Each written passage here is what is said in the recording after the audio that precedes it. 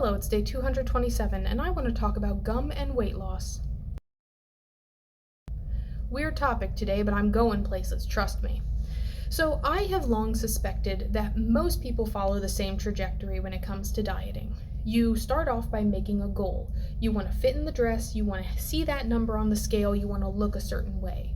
Then you go into like a research phase where you decide how you're going to do it. You read articles, you watch videos, you look at plans, and you decide what you're going to do. Then you go off and you actually implement that. Now, whether that diet is going to be successful it's a subject for another time. But my point is, as somebody who has been immersed in diet culture since I was a very, very tiny child, like, I'm serious, my parents bought our first home computer like back in the 1990s, and there I was tip-tapping away on the early internet trying to figure out ways to fix my disgusting body. But the only way to lose weight, and I'm sorry if this is triggering to hear, but the only way you can do it is by creating a calorie deficit. Mass can't be created or destroyed, energy can't be created or destroyed. So the only way to get energy into your body, get mass into your body, is by eating. So most diet advice that's out there focuses on trying to create a calorie deficit.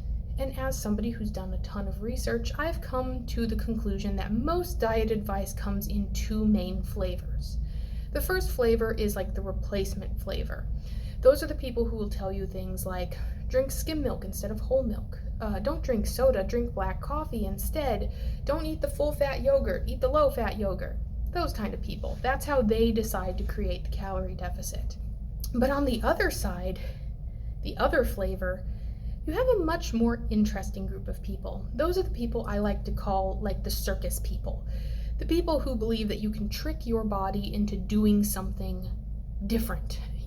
You can trick your body. Yes, it wants calories, but you don't want to give it calories? Follow this one simple trick. Follow this one little plan, and you will be skinny forever. The pounds will melt off. And my favorite of the tricky tricks that I have been given over the years is one that I'm sure you've heard. Eat gum instead of food. Chew gum after a meal and you'll eat less. Or maybe it's chew gum before a meal and you'll eat less. Or chew gum instead of a meal and you'll eat less. Should I tell you about the packs and packs of gum I consumed in high school trying to lose weight? Or maybe I should tell you about the time in college when I ran out of gum and it triggered the worst binge of my life. The ugliest binge I've ever had. I thought I was going to die that night. But I don't think I really need to tell you any of that stuff, because I think just the fact that I'm standing in front of you and I'm not a svelte 90 pounds should be proof enough that chewing gum, it doesn't work. Like, yes, you might create a little bit of a deficit, but it's not the gum doing that, it's the not eating part that's doing that. Gum isn't magic, just like a protein shake isn't magic. A juice cleanse isn't magic. Eating at certain points of the day instead of other points of the day, it isn't magic. The only thing that really works is just eating less.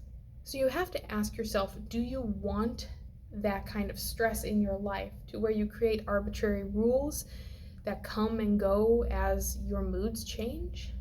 When you're a kid, you grow up with an idea that someone somewhere has the solution to your problem. Maybe it's a teacher, maybe it's a parent, maybe it's just a friend.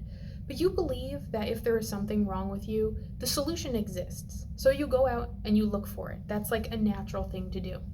But as you get older and older, you start to realize that there really is no trick for everything in life.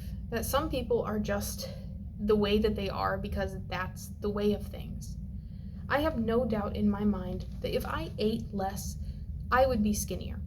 But I'm at the point in my life where I don't really believe that that's the ultimate goal anymore. And because of that, a lot of the diet advice that I'm coming across, both the replacement flavor and the trick flavor, a lot of it isn't really hitting the way it used to anymore.